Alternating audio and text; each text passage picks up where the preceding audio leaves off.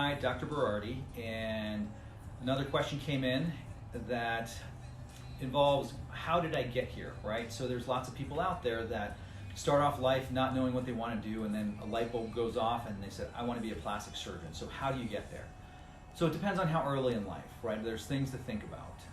Typically in high school, best step is get good grades, study hard, right? Have a well-rounded life.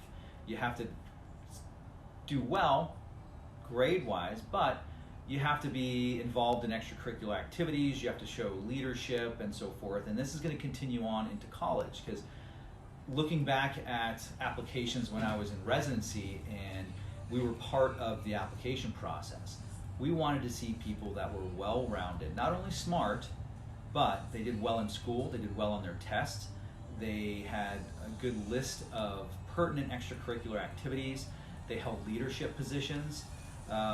So that's things you want to essentially solidify in college.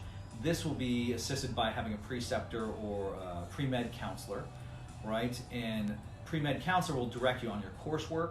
They'll direct you on what you're supposed to be doing outside of your coursework, which again, it's important that you're well-rounded. Now, I mentioned preceptor earlier. So a preceptor might be a physician in the community that's willing to take in a student so you can actually see what is involved in medicine, right?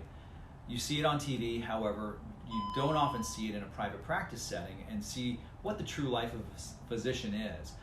Plastic surgery, for instance, you can be a plastic surgeon that's doing strictly reconstructive, you can have plastic surgery that's strictly doing pediatrics, hand surgery, cosmetic surgery, burn surgery, so we kind of across this whole range of specialties that we can do because it's part of our training. So, but most importantly, one, figure out what it's like to be in a private practice office or maybe even a university setting if you have that opportunity in college.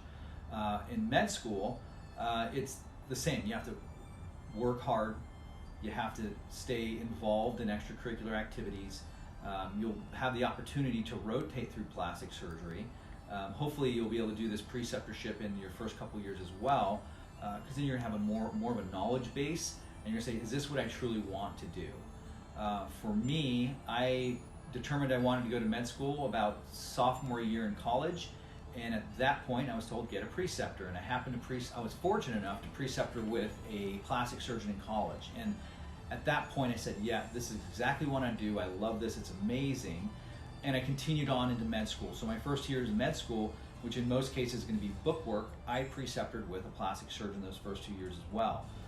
Now the tricky part is your second 2 years, which are your clinical rotations, are going to be through various specialties in medicine.